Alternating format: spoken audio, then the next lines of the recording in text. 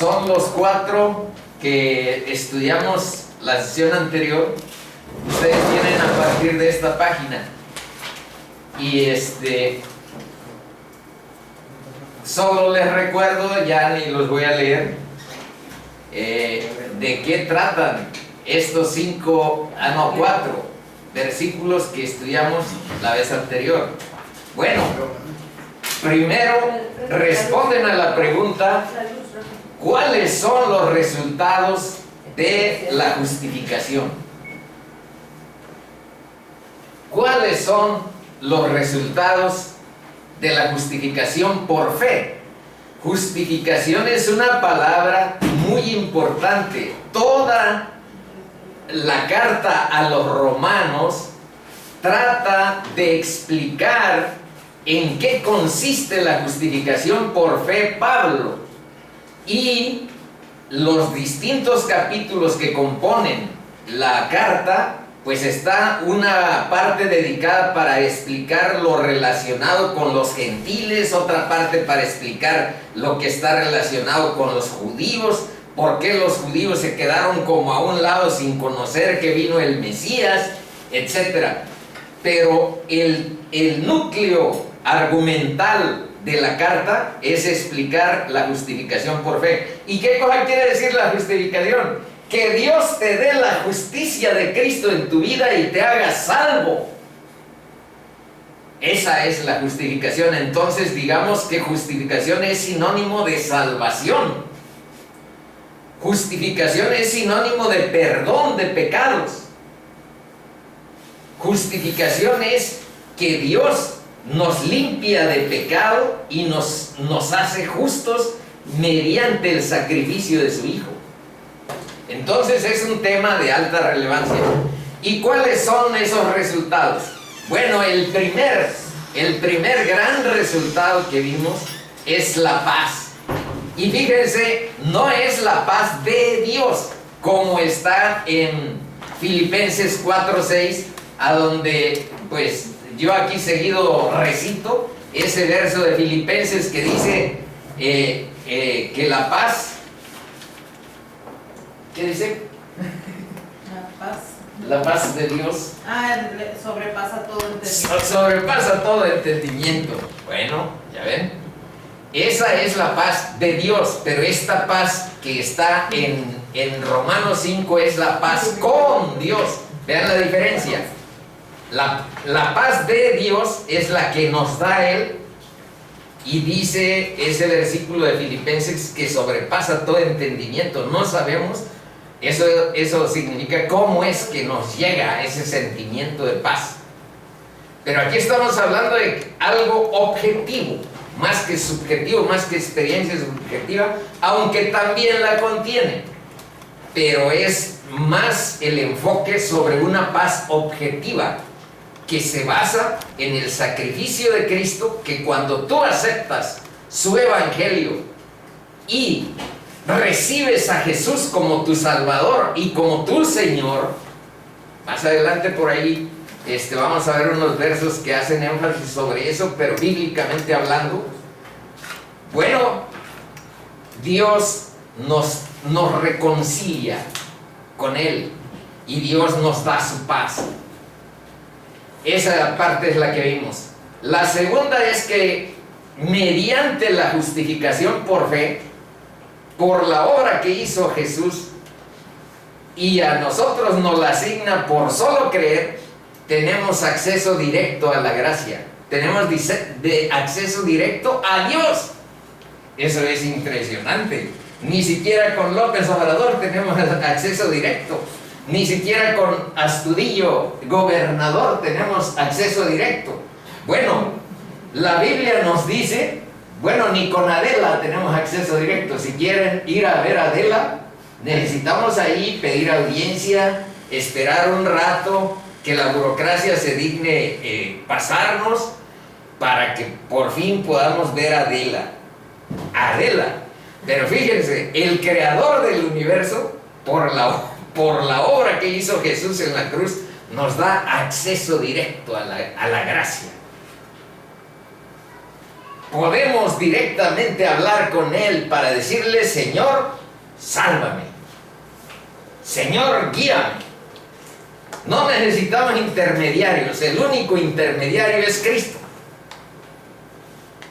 Y también vimos que nos gloriamos en la esperanza de la gloria de Dios. ¿Y qué significa gloriarnos? Significa tener una confianza triunfante y con júbilo.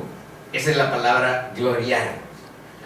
Y estuvimos viendo unos versículos acerca de la gloria de Dios.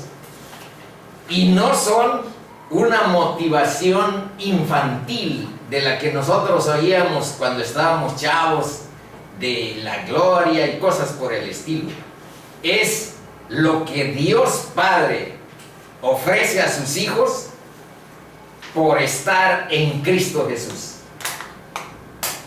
Y más allá de que nos hayan enseñado eso en la infancia, pues ahora en la madurez lo debemos de ver con toda claridad que es palabra de Dios. Y si es palabra de Dios, es verdad. Bueno, también vimos que nos gloriamos en las tribulaciones.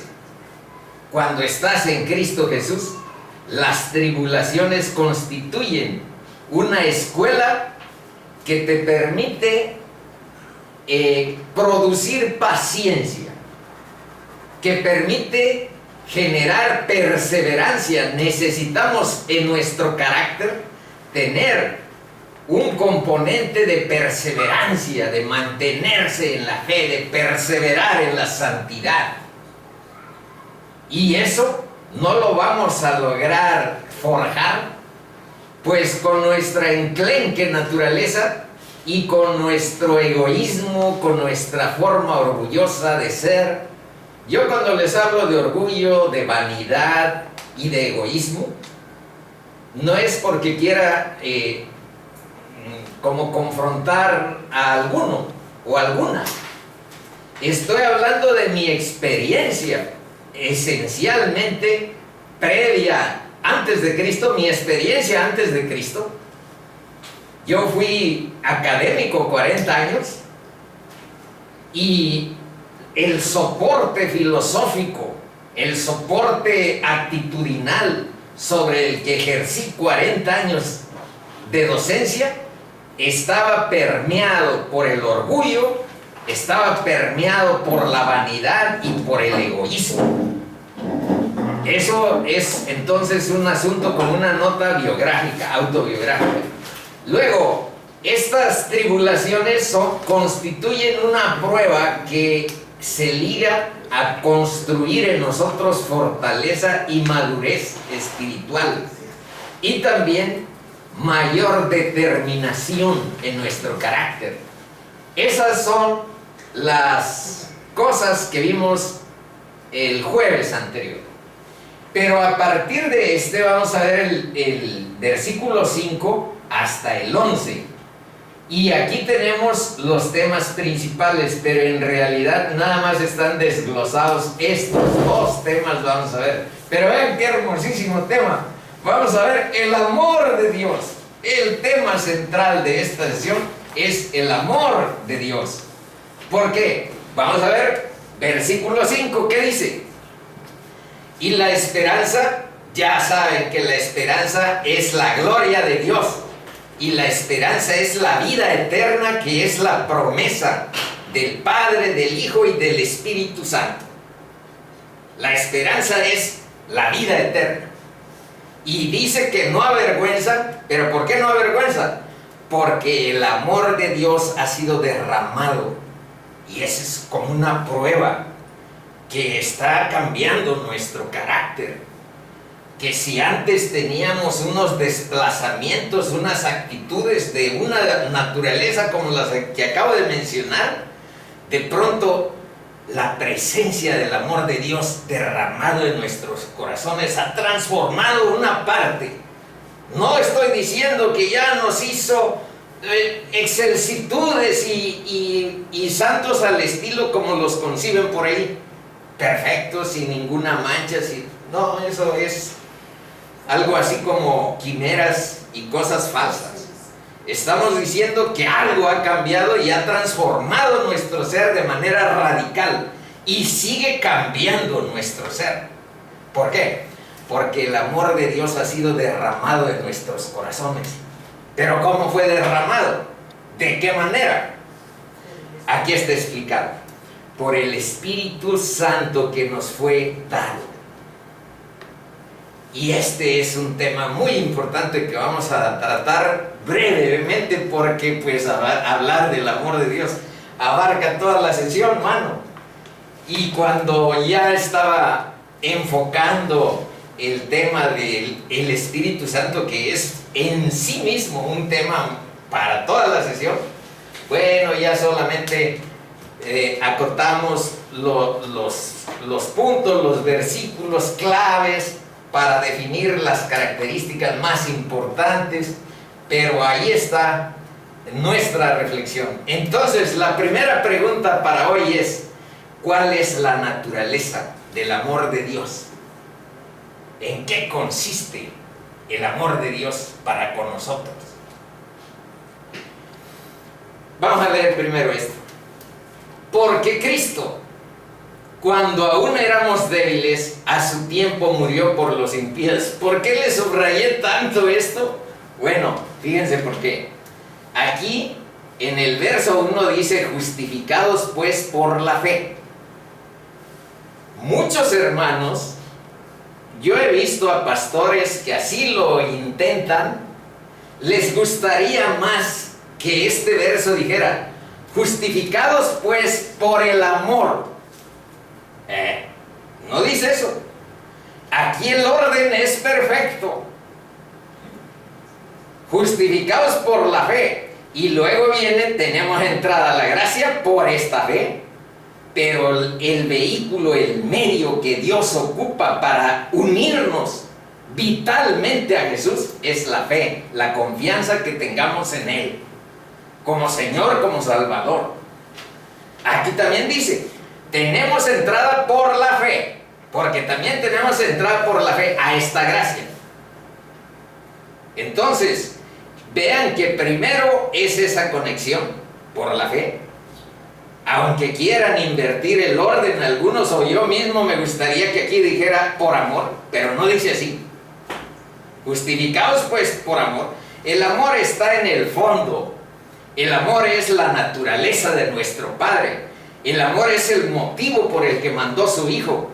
Pero el vehículo que nos une a nosotros en ese plan eterno que estaba de alguna manera diseñado en torno a Cristo, es la fe que tengamos en Él y en ese plan de salvación. El plan eterno de Dios es salvarnos.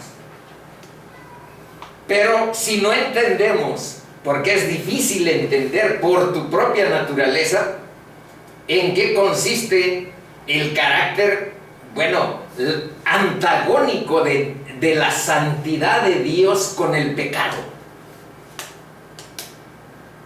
La santidad de Dios es antagónica con el pecado. Y eso, de pronto intelectualmente, si lo quieres entender racionalmente, pues ahí te puede doler un poco la cabeza. Pues ¿por qué tanto si ni siquiera? Bueno, por eso es la lectura de la Biblia la que nos guía. Porque si no vas a la palabra y encuentras qué importancia le da Dios al pecado, bueno, si no tiene uno ese redarguir de la palabra en nuestro corazón, pues difícilmente podemos entender ese carácter. Y entonces el plan, y entonces la obra de Jesús, todo lo ves pálido. Todo lo ves como prescindible, como más o menos, pero es de una importancia cardinal. Por algo existe antes de Cristo y después de Cristo en la historia occidental humana, por algo. Por ese solo hecho nos debiera de situar, enfocar a tratar de explicar por qué tanta importancia le ha dado hasta la historia humana, la historia secular, antes de Cristo, después de Cristo. Bueno, estamos leyendo todavía. Me regresé para explicar por qué están subrayados estos. Porque la fe es en la obra de Jesús. La fe es en la obra, vean, dice, porque Cristo cuando aún éramos débiles, a su tiempo murió por los impíos. Y abajo dice, murió por nosotros, por la muerte de su Hijo.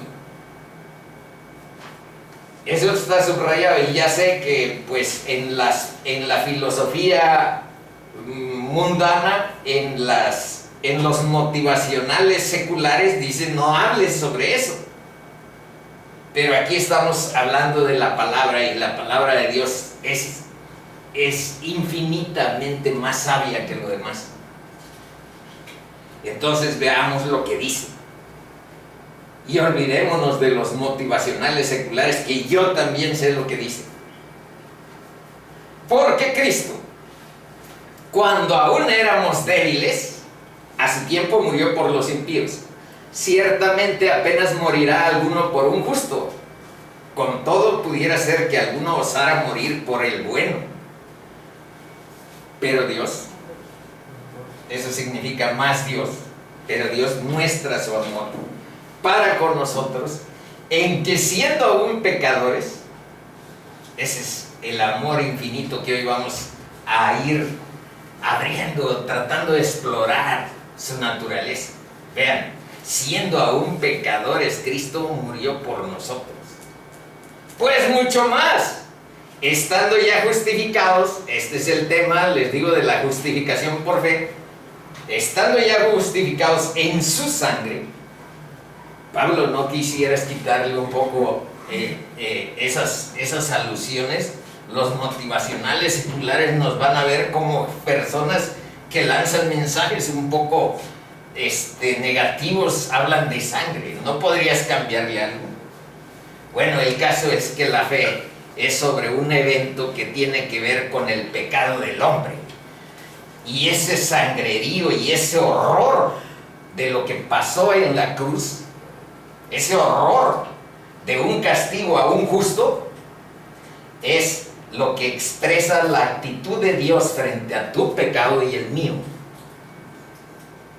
Y por eso se hace mención así, y eso es lo que les decía, tenemos que hacer un esfuerzo por ver cuál es la perspectiva que Dios tiene y por qué su antagonismo.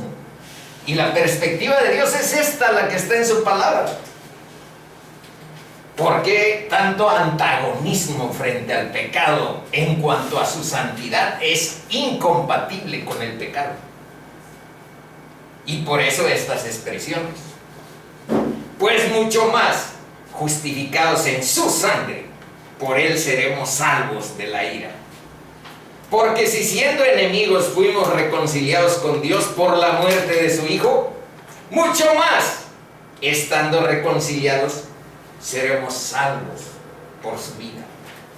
Y no solo esto, sino que también nos gloriamos en Dios por el Señor nuestro Jesucristo, por quien hemos recibido ahora la reconciliación. Este es el tema, el amor de Dios y el Espíritu Santo. Pues esto nada más es como un derivado. Somos salvos también. Podríamos buscar cuál es esa naturaleza de ser salvo y reconciliado, pero lo vamos a ver inherentemente a estos dos temas, el amor de Dios y el Espíritu Santo. Para ver el amor de Dios, primero les puse algo en torno a este versículo que estamos analizando. Este es el manuscrito, el Nuevo Testamento está escrito en griego.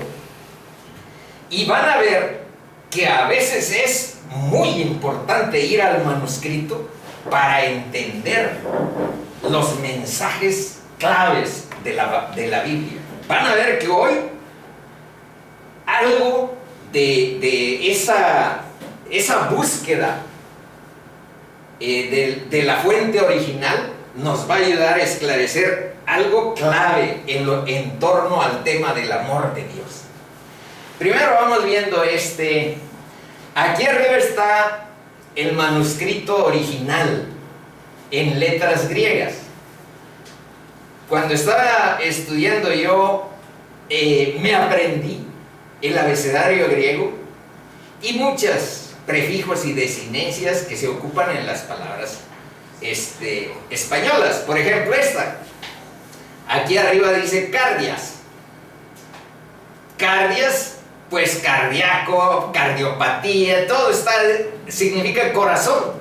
Cardiólogo, y se deriva del griego. Y hay muchas palabras que se derivan del griego, de las que usamos en nuestra vida corriente. Pero ahora vamos viendo este fragmento del verso. Dice, el amor, aquí dice, agape, touteo, el amor de Dios ha sido derramado, ekechutai, en, igualito, los corazones de nosotros, por medio, esta palabra también es muy usual, este es uno de los prefijos más importantes del lenguaje, del idioma español. De aquí proviene la palabra diagnóstico. Por medio del conocimiento previo significa diagnóstico. Diagnosis. Entonces, por medio de. El amor de Dios ha sido derramado en los corazones de nosotros por medio de Neumatos Espíritu Santo. Entonces, lo primero que hay que distinguir es que cuando Dios habla de su amor, habla de agape. Pero más adelante vamos a ver aquí que existe otra palabra que también significa amar, fileo. Aquí está el agape como verbo, y como verbo en vez de agape es agapao y fileo. Ahora vamos viendo, agape significa amar, amor o fiesta de amor. Agapao es el verbo que significa amar. Ekechutai ha sido derramado, el amor da a entender que este amor derramado sigue presente, ahora sigue derramándose. Hay una fuente inagotable de amor que nos llega a los corazones por medio del Espíritu Santo a quienes aceptamos el Evangelio de Jesús y a quienes rendimos nuestra vida delante de Él como nuestro Salvador y como nuestro Señor. Los creyentes adquieren una constante vivencia interna de ese amor, de la paz y de la proximidad de Dios en nuestra vida. Eso es lo emocionante de vivir en Cristo. Adquirir una constante vivencia interna de amor, de paz y de proximidad de Dios a tu vida. Ahora, vamos, ya no les puse aquí la parte original, el manuscrito original, sino solo la transliteración que está aquí en el segundo nivel, y también la traducción ya en español de esta, que es Juan 21, 15, 17. Vean lo que pasa. Está Cristo después de haber resucitado, restaurando a Pedro, quien lo negó 3 veces. Y le hace 3 preguntas a Pedro. Fíjense. Simón, hijo de Iona, quiere decir hijo de Jonás. Agapáisme, pleitón, toutón. Simón, hijo de Jonás, amasme. Aquí está la traducción literal. No dice me amas, sino amasme. ¿Más que estos? ¿Y por qué le preguntó más que estos? Pues porque Pedro se sentía más que los demás. Se sentía como el líder. Simón, hijo de Jonás, ¿me amas más que estos? Amasme más que estos. Fíjense lo que le contestó Pedro. Señor, tú sabes que amote. Pero ahora, vean la diferencia. Dios le pregunta, Cristo le pregunta si lo ama con amor ágape. ¿Agapáisme? ¿Me amas con amor de Dios? Y Pedro le dice, Señor, tú sabes que te quiero, que te amo, pero filialmente. Entonces, aquí está una pregunta y hay una exploración sobre cuál es la diferencia del amor de Dios y el amor de los hombres.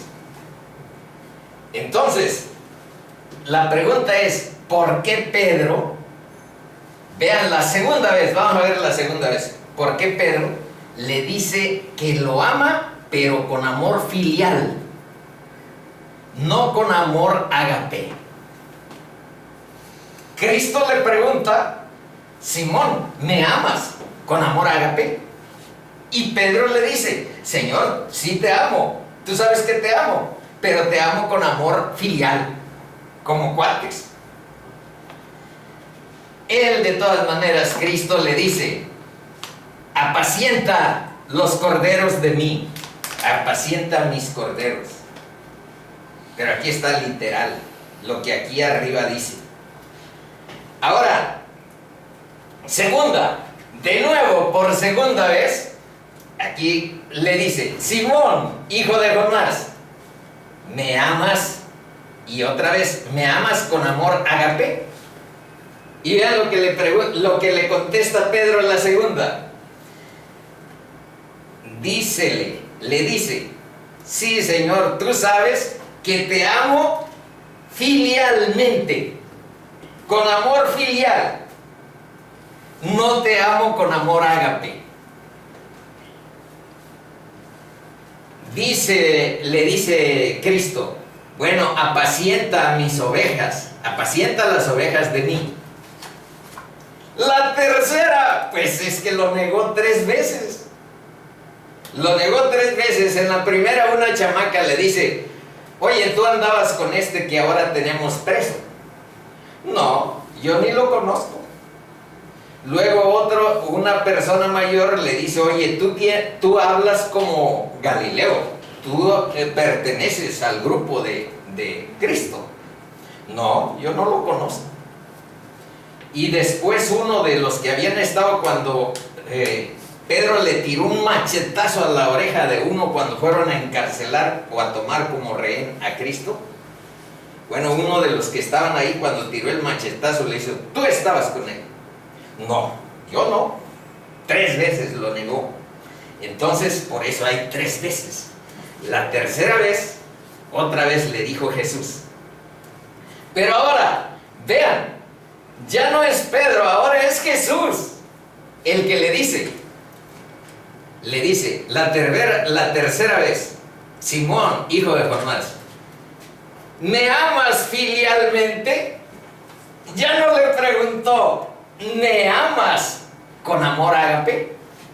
Sino Cristo cambió. Dijo, Jonás, Pedro, hijo de Jonás, ¿me amas fileaisme? Y ahora, si no vamos a la fuente original, pues está así, miren, el original. Le respondió, sí, Señor, tú sabes que te amo. Él le dijo, apacienta mis corderos. Volvió a decirle la segunda vez, Simón, hijo de Jonás, ¿me amas? ¿Me amas? Pedro le respondió, sí, Señor, tú sabes que te amo. Le dijo, pastorea mis ovejas. Y la tercera vez dice exactamente lo mismo y no distingues. ¿Por qué ahora Jesús le dijo, ¿me amas filialmente? Pedro se entristeció de que le dijera la tercera vez, ¿me amas? Y le respondió, Señor, tú lo sabes todo. Tú sabes que te amo filialmente. Jesús le dijo, apacienta mis ovejas. Ahora, ¿cuál es la diferencia? Fíjense bien la diferencia, porque esto empieza a delinear la naturaleza del amor de Dios. agapao, primero, agapao y fileo no son sinónimos. Y si ven aquí, pues está como sinónimo. Está como sinónimo. No alcanzas a distinguir bien con ninguna traducción. Y si vas a una y si vas a otra, de todas maneras es imposible transmitirte esas diferencias que están marcadas en el original. Entonces, primero vamos viendo cuáles son las diferencias. Primero, el amor agapao es a quienes nos aman. Esto es lo más simplificado que pude poner. Amar a quienes nos aman. Y, esta es la diferencia, a quien no nos ama. El amor fileo es el que tienes tú por tu mamá, por tu papá, por tus hijos, por tu esposa, por tu esposo, por tus primos o por tus hermanos. Ese es el amor fileo. El amor fileo es amor a quienes nos aman, especialmente. Pero vean lo que dice. Es lo máximo que la naturaleza humana puede ofrecer. Y nadie puede decir que está mal amar. Eso es lo que nos acerca en cierta forma a la naturaleza de Dios. Eso es lo más valioso que tiene la especie humana. Aún el amor fileo. Y aquí dice que el amor ágape, de Dios, es únicamente fruto del Espíritu Santo en tu vida. El amor filial que tú tienes por tu papá, por tu mamá, todavía está entintado con cierto egoísmo de tu parte.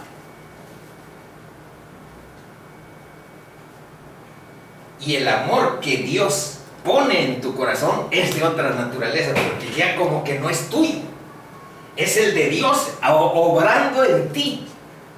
Ese es el verso que estamos analizando.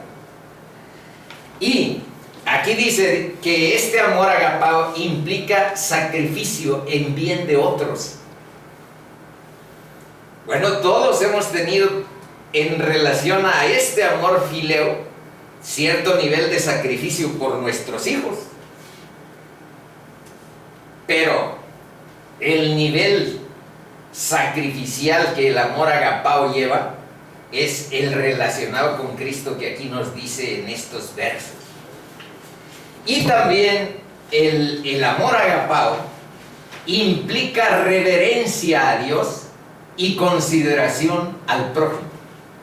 Ahora vamos a explicar en qué consiste y por qué hubo estos cambios, pero concéntrense, porque pues es lingüística y es exploración de las etimologías, el lenguaje original, los manuscritos originales. Concéntrense. Primero vean lo que Cristo dice. Nadie tiene mayor amor, ese es el amor agapao, que uno ponga su vida por sus amigos. Yo soy el buen pastor. El buen pastor su vida da por las ovejas. Así como el Padre me conoce y yo conozco al Padre y pongo mi vida por las ovejas. Cuando Cristo estaba enseñando esta naturaleza del amor de Dios, les tuvo que explicar que Él, como el Mesías, tenía una misión en la vida, que era salvar por los pecados cometidos a todos los humanos que creyeran en su obra. A todos, sin excepción. Fueran judíos, fueran gentiles, fueran mexicanos, acapulqueños o de donde fueran. Pero que tenía que pasar pues por la cruz. Entonces les dice, y ustedes no pueden ir a donde yo tengo que ir. Pues a dónde, al cadalso, al sacrificio, a la pasión que nosotros conocemos. Y ahora, en este contexto, no pierdan de vista este contexto. Vean lo que dice Pedro. Le dijo Pedro, Señor, ¿por qué no te puedo seguir ahora? Y vean lo que le dice engallado, engallado. La palabra engallado es muy guerrerense. Enojado. No, de gallito. Le dice, mi vida pondré por ti. Mi vida pondré por ti. Vean que aquí dice que uno pone su vida por sus amigos. Que uno da la vida por las ovejas. Está hablando Cristo. Su misión.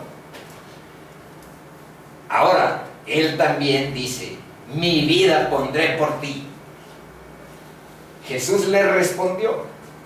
Jesús conocía los corazones y a Pedro lo conocía muy bien. Jesús le respondió, tu vida pondrás por mí. Y ven que no lo regañó ni le dijo mucho.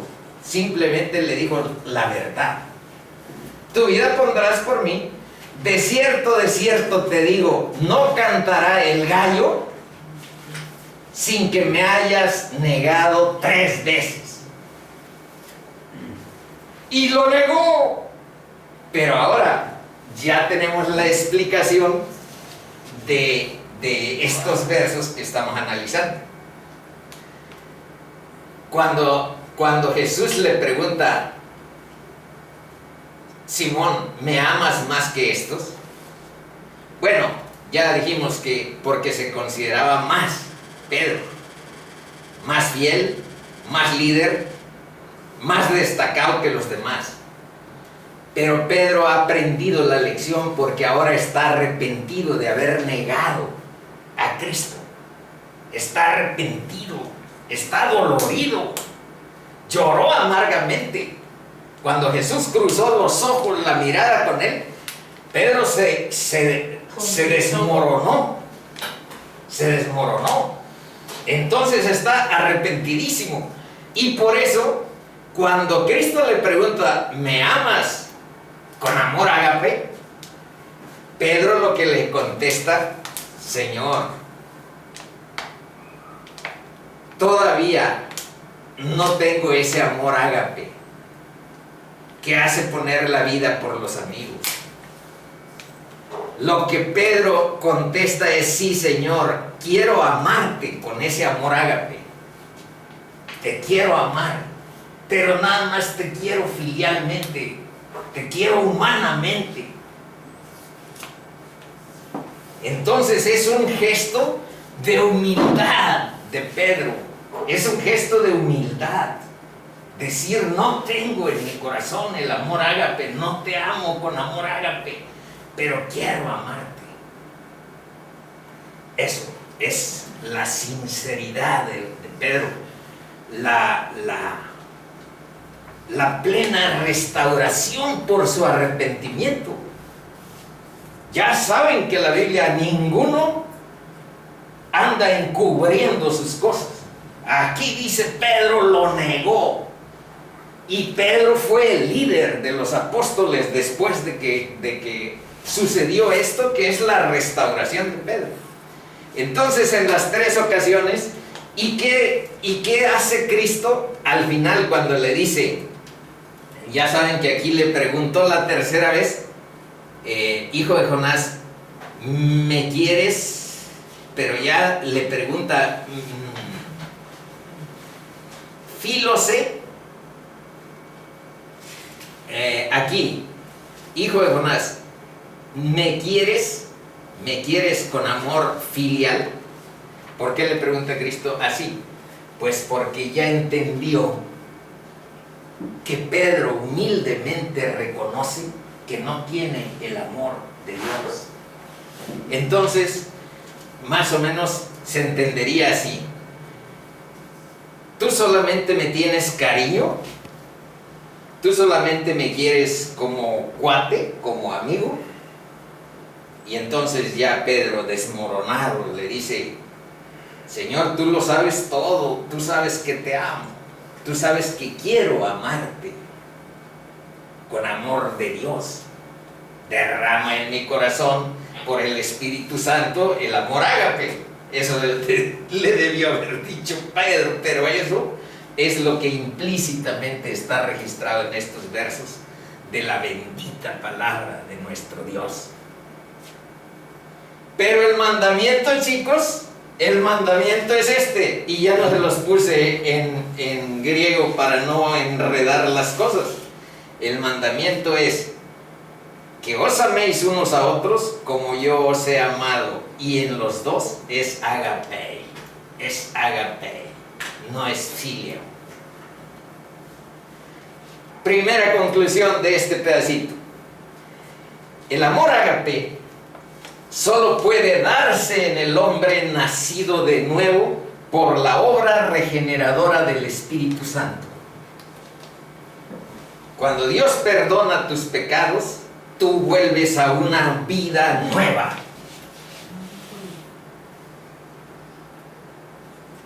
En mi historia que les he contado del Parque Papagayo, no es otra. Si Dios perdona tus pecados, tú naces a nueva vida. Pero si nada más vas a que te diga una persona, yo te absuelvo de todos tus pecados, pues no pasa nada, porque no están autorizados. Si Dios dejó abierto, como aquí hemos visto, el acceso directo para hablar con Él, para tratar con Él. Y a mí un cura católico, que es nuestro tío, me enseñó que podía ir directamente a confesarle a Dios lo que yo he hecho mal y pedirle perdón, y lo hice. Y resultó que es verdad. Después descubrí el Evangelio y descubrí la palabra. Cuando traté de buscar explicación a lo que estaba cambiando en mi vida. Eso es entonces lo que aquí dice del amor ágape. Es fruto de la obra regeneradora del Espíritu en nuestra vida. Y aquí hay un punto importante que es sobre el segundo tema. El Espíritu Santo es el don de dones. ¿Por qué? Porque es un regalo que Dios nos da. Nada más por eso no necesitas otros ritos o otras cosas. Nada más por eso, porque fuiste con arrepentimiento delante de Dios y con fe en Dios, y Dios te dota, te da el don del Espíritu Santo. Y es don de dones porque por medio de ese don es que nos llega el amor de Dios y los dones. Aquí Tania y Cristán vienen de un lugar a donde hablan mucho sobre los dones. Don de lenguas, don de etcétera. Dones del Espíritu Santo que también en la Biblia están señalados, están ampliamente desarrollados y que son muy interesantes, pero en este momento seguimos con el amor. Primera característica: el amor de Dios es eterno. Vean lo que dice Jeremías 31:3. Ay, eso me lo sé. Con amor eterno te amamos, como tanto prolongué tu misericordia. Con amor eterno te he amado. No es una situación temporal, no es una disposición eterna de Dios. Más abajo está, aquí en estos puntos, cómo se ha expresado desde la eternidad el amor de Dios. Y tiene una vestidura de misericordia, de gracia, en relación a nosotros. Y en la palabra dice que si el mundo existe, que si el mundo permanece, es por la misericordia que Dios tiene todos los días y la renueva para con nosotros. Y descubres que así es. El amor de Dios es eterno. Y ahora en 1 Corintios 13, 8, un solo verso, cuando en realidad debiéramos de ver todo el capítulo 13 de Corintios, que es realmente hermosísimo. Yo ahí lo tengo aquí mismo. A lo mejor hay oportunidad de que lo ojemos, pero ahorita vamos acotados. El amor nunca deja de ser. Esto es nada más para ligarlo con el tema de la eternidad, la naturaleza eterna. Pues es que Dios es eterno. Pero las profecías dice, acabarán y cesarán las lenguas y la ciencia acabará. Pero el amor nunca dejará de ser. Es la naturaleza de Dios en nosotros. El sentido del amor tiene naturaleza eterna. Y ahora algo reconfortante dice en 2 de Timoteo 2, versículo 3. Si fuéramos infieles, ¿y quién no va a ser infiel? Aun cuando Dios te haya salvado y te haya puesto un corazón nuevo, pues nuestra naturaleza carnal, el mundo en el que tenemos introyectados en nuestro corazón valores de avaricia, de sensualidad, de lascivia, etc., hay cierta infidelidad aún en nuestro corazón. Y además tenemos un enemigo poderoso, El diablo. el diablo. Esas son las tres luchas sobre las cuales se erige nuestro carácter. Primero, nosotros mismos, nuestra carne, nuestras naturaleza caída. Pero ahora vean este verso, dice, si fuéramos infieles, Él permanece fiel. Dios es fiel. Él no puede negarse a sí mismo. Entonces, en el plan eterno, chicos, si estás en Cristo, pues nunca tendrás comodidad en volver a pecar. Jamás vas a pecar cómodamente y justificarte. Es que fue por esto. Anduve con una chica pues porque me cerraba el ojo y ni modo es que yo siendo machín rehuyera. Esas son justificaciones típicas de un carnal, de alguien que tiene como único soporte motivacional, actitudinal y de vida su propia carne, no la guía de la palabra, no la guía del Espíritu Santo, no la búsqueda de Dios. Entonces, aún con eso, Dios permanece fiel. Entonces, en el plan eterno estaba diciendo, está contemplado de que aun cuando tú ya no tengas comodidad para herir la santidad de Dios o no tomarla en cuenta, de todas maneras estamos susceptibles a caídas. Por eso te dice la palabra, si fuéramos infieles, Él permanecerá fiel, porque Él no puede negarse a sí mismo. Ampliamente consolador, pero no es para que ya digamos echemos las campanas al vuelo y hagamos cualquier conducta. No es ese el sentido. Ahora vean otra vez el sentido de seguridad, el sentido de eternidad que tiene vivir en el amor de Dios. Romanos 8, 38, 39. Leo.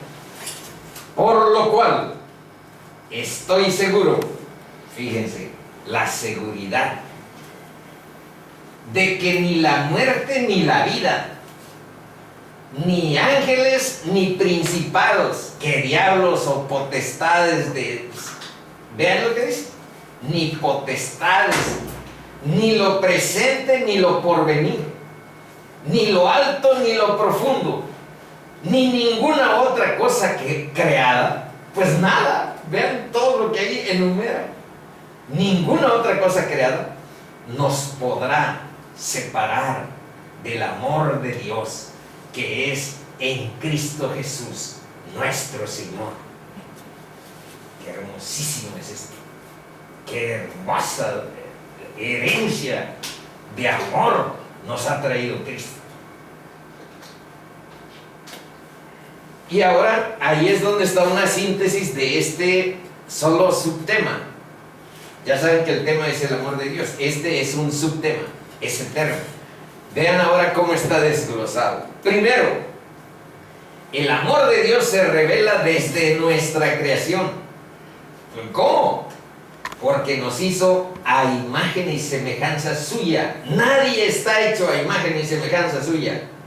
Por eso yo peleo con quienes tienen tanto amor por los perros. Nadie tiene imagen y semejanza de nosotros. Y no puedes dedicarle más tiempo a tu perro que a tus hijos, o a tu esposa, o a tu esposo. Porque nosotros somos otro nivel. Dios nos hizo con una dignidad especial. Y no compares mi papito para que le digas a un perro. Porque... Ay, mi papito.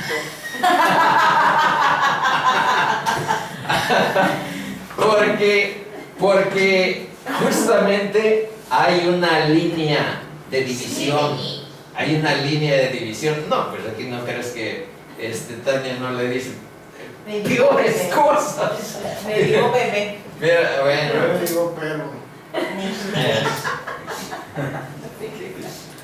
Eso, nos hizo a imagen y semejanza suya con un propósito, que tuviéramos una relación filial con Él. Pero ya después la rompimos. Ahí dice el segundo punto. Luego de la ruptura y separación provocada por el pecado, ya saben que el pecado, ahí en la Biblia dice que porque comió de un fruto del bien y del mal. Pero aquí se los explico claro, es porque nosotros decidimos como especie determinar por nuestra cuenta qué es lo bueno y qué es lo malo sin la guía de Dios. La cortamos. Yo quiero saber lo que es lo bueno y lo que es lo malo. No necesito tu palabra, no necesito tu presencia que me vaya guiando y comunicando cuál es eso, lo bueno y lo malo. ¿Y en qué nos hemos metido históricamente? En que ha habido muchas